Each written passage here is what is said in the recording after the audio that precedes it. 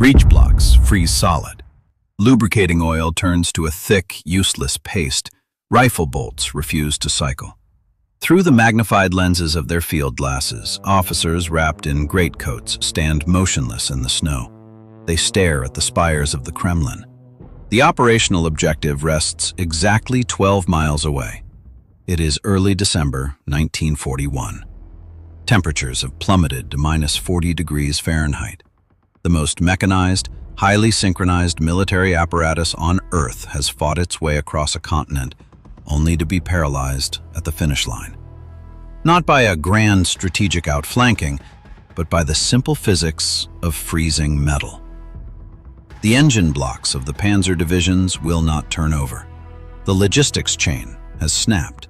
The men who drafted the operational blueprints watch their mathematical models die in the frost. How does a war machine engineered for lightning-fast conquest find itself freezing to death at the gates of its ultimate prize?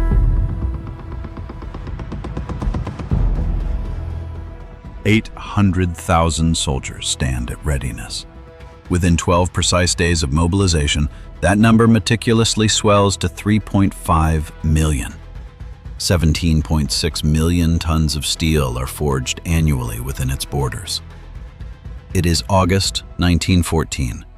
Imperial Germany embarks on a conflict of continental scale, anchored by a foundation of profound industrial depth.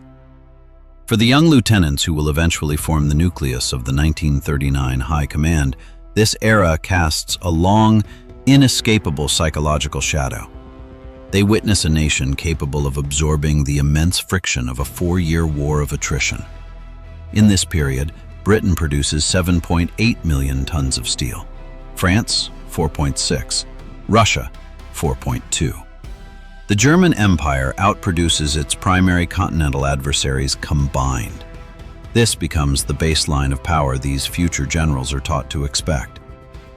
General Erich Ludendorff notes in his memoirs, "The army was the nation in arms, backed by the unyielding forge of the homeland." The commanders of the subsequent war inherit the crisp uniforms and the martial traditions of this bygone era. They do not inherit its ledger. The deep economic reserves evaporate in the aftermath of defeat, leaving behind a fundamentally fractured foundation. Yet the expectation of total dominance remains permanently ingrained in their strategic calculus. They are tasked with projecting the geopolitical weight of a titan while operating a state apparatus quietly hollowed out by severe resource deficits. They learn to build facades. They learn to draft plans that rely on momentum rather than mass. When a generation of tacticians stands in the ashes of a genuinely mighty empire, what mechanisms do they invent to convince the European theater they are infinitely more dangerous than the men who came before them?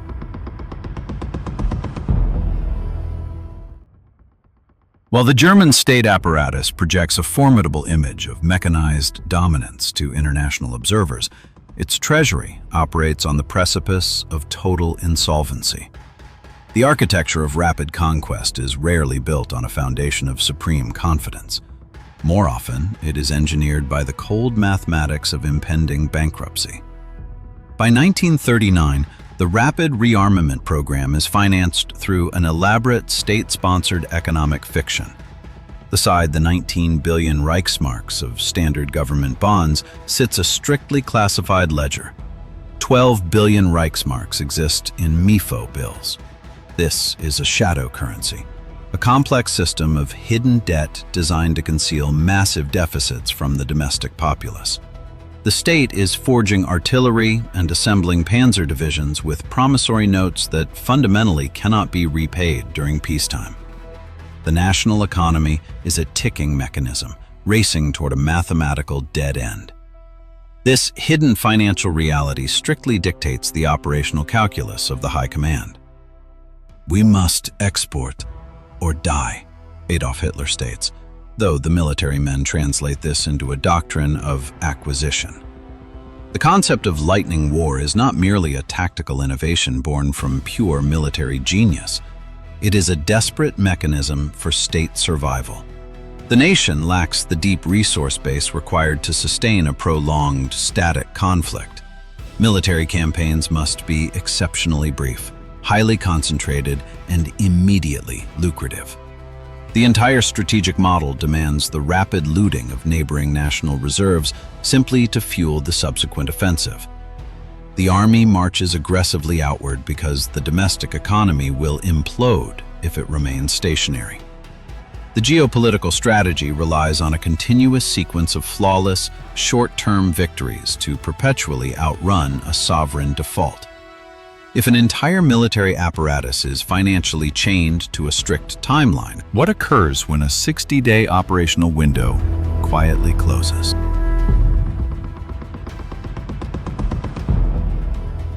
Never speak of this again. Field Marshal Wilhelm Keitel instructs General Georg Thomas in the late summer of 1939. General Thomas, directing the Military Economics and Armaments Office, has just submitted a precise logistical analysis. The data is unequivocal. The German military possesses exactly 2 months of fuel, oil, and petrol to sustain its upcoming invasion of Poland. Beyond 60 days, the mechanized formations will simply cease to function. The Supreme Command chooses to deliberately bury this mathematical reality. They prioritize immediate geopolitical expansion over long-term strategic viability.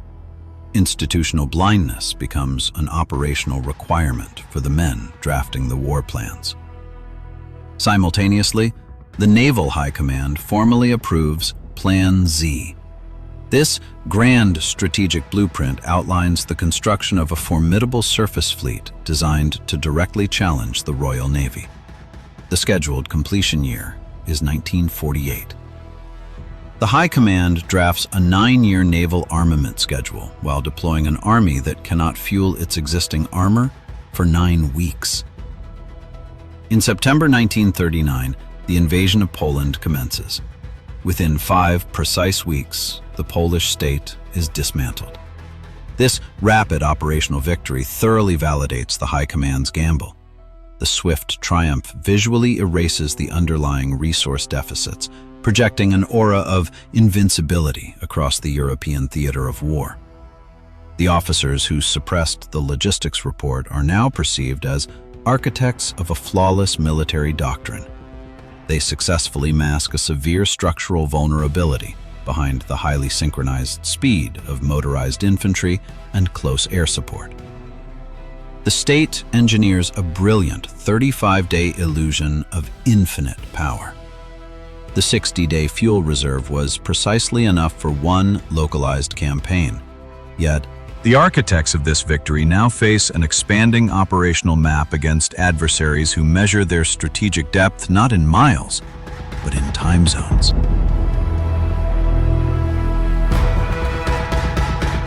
Why would a general staff, acutely aware that their entire operational timeline is dictated by a rapidly depleting resource reserve, deliberately halt their primary strategic offensive to rescue a faltering ally?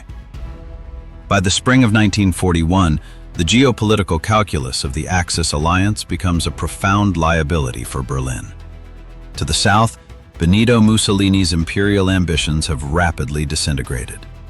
During Operation Compass in North Africa, British forces capture over 130,000 Italian prisoners in precisely 2 months. Simultaneously, an unprovoked Italian invasion of Greece collapses. Greek formations push the Italian 10th Army back, occupying 25% of Albania. General Alfred Jodl notes in a memorandum, "The Mediterranean situation demands immediate stabilization to secure our southern flank." While the British Empire strategically absorbs military friction across multiple global theaters, the German state apparatus possesses no such elasticity. The High Command is forced into a severe operational dilemma. They are finalizing the logistics for an eastern invasion, yet their southern flank is heavily exposed by a partner incapable of holding its own lines. The decision to intervene is made not from a position of unified strength, but from mathematical necessity. On April 6, 1941, German forces deploy into Yugoslavia and Greece. The numerical cost of this diversion is measurable. The High Command commits 29 divisions to the Balkan campaign. Notably, this redeployment includes 6 of their 19 armored divisions and 1,200 of their 3,200 available tanks. The tactical execution is swift. The temporal cost is irreplaceable. Exactly 5 critical weeks are extracted from the summer campaign schedule and expended in the mountains of the Balkans. 35 days are quietly subtracted from the operational calendar. Are these the specific weeks that history will soon measure in frozen steel?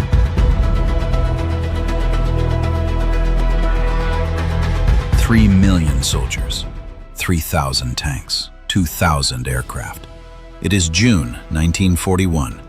The execution of Operation Barbarossa represents the apex of the High Command's strategic calculus. Across a front stretching from the Baltic to the Black Sea, the mechanized vanguard of the German state apparatus crosses the frontier into the Soviet Union. This is the ultimate wager of a system entirely dependent on perpetual momentum. The Red Army faces an operational deployment of a magnitude rarely witnessed in the theater of war. The logistical blueprints drafted in Berlin dictate a highly synchronized campaign. The official planning document, Directive Number 21, explicitly mandates that the military must be prepared to crush Soviet Russia in a quick campaign before the conclusion of autumn. The entire invasion force is provisioned for precisely 6 to 8 weeks. General Franz Halder writes, "The Russian colossus will be broken before the first snow falls." The High Command projects that the Soviet state apparatus will fracture under the concentrated weight of localized encirclements. In their estimation, the vast geographic depth of the Eastern Theater can be negated by the velocity of motorized infantry. While Imperial Germany in 1914 meticulously calculated the industrial requirements for a multi-year mobilization, the architects of 1941 deliberately discard long-term logistical modeling. They commit a continent-spanning army to a strict temporal window. There is no strategic provision for a protracted autumn. There is no industrial capacity dedicated to winterizing a 3 million-man force. The panzer divisions are instructed to outrun time itself. The physical execution is flawless in its initial phase, driving hundreds of miles eastward beneath clear skies. Yet they step beyond the boundaries of their own mathematical projections. What happens when an operational map collides with an invisible, unforgiving variable?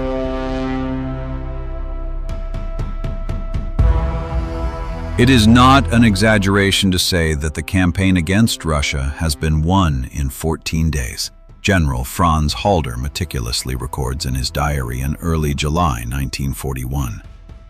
On paper, the operational calculus appears flawless. The armored vanguard is encircling Soviet formations by the hundreds of thousands. Yet as August approaches, a profound dissonance emerges within the private assessments of the General Staff. The public theater of war broadcasts the relentless advance of motorized infantry, but the internal logistical blueprints reveal a deeply fragile reality. While the Soviet state systematically relocates its heavy industry eastward across the Ural Mountains to ensure continuous tank production, the German ground offensive relies on a distinctly archaic lifeline. Trailing immediately behind the celebrated panzer divisions are 750,000 horses, plodding through the unpaved infrastructure of the eastern steppes. The technologically projected military apparatus of the 20th century is fundamentally tethered to the muscular endurance of draft animals. Throughout the broader conflict, the German armed forces press nearly 3 million horses and mules into service. They maintain an average of 1.1 million active animals at any given moment merely to haul artillery and provisions. Halder's private writings quietly shift to reflect this systemic deterioration. The mechanized spearheads are rapidly outpacing their own horse-drawn supply chains. The High Command implicitly understands that a modern doctrine cannot survive on grain and fodder, yet their industrial base is structurally incapable of fully motorizing the transport echelons. They are extending their lines deeper into a vast geographic expanse, actively watching their supply tether stretch toward the breaking point. When the draft animals inevitably collapse in the autumn mud, What exactly will remain of this divided army as the skies darken over the Russian frontier?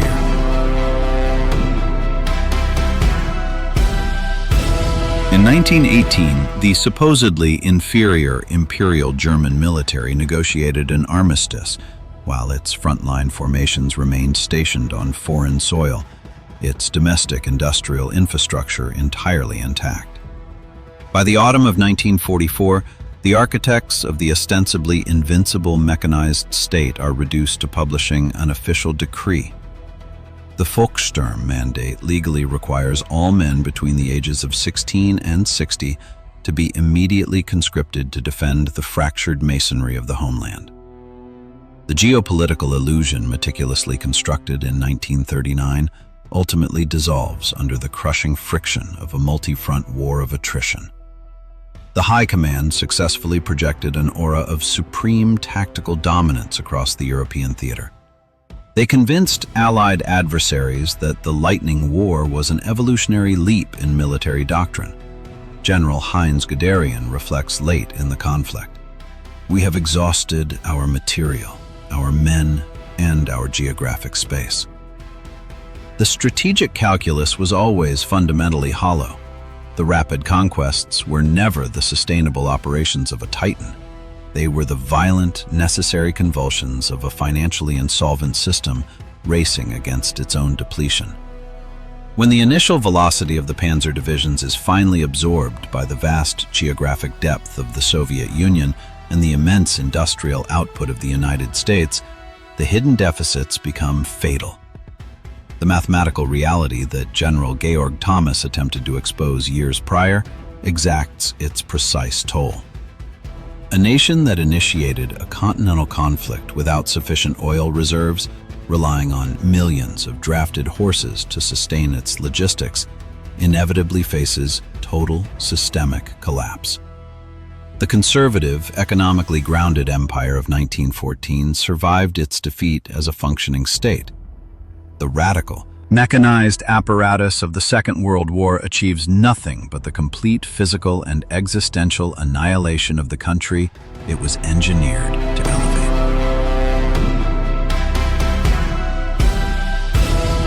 Deep within the captured archives of the Naval High Command, dust settles on a meticulously drafted dossier simply titled Plan Z. Its pages detail the exact operational specifications for a world-spanning surface fleet. The strict completion date is set for 1948. 1948 was intended to be the year the state apparatus finally secured total global hegemony. Instead, when that calendar year arrives, the geopolitical map of Europe is permanently fractured. Berlin is a partitioned expanse of silent rubble, administered by the very adversaries the High Command sought to strategically outpace. The grand logistical blueprints and the shadow ledgers of hidden debt are reduced to historical artifacts, studied by foreign tacticians in quiet rooms. The men who drafted these plans measured victory in velocity, ignoring the cold mathematics of endurance. The mechanized titan that once projected a formidable illusion of infinite momentum across the theater of war had already frozen to death, alongside its millions of drafted horses, long before the first dreadnought could ever be launched.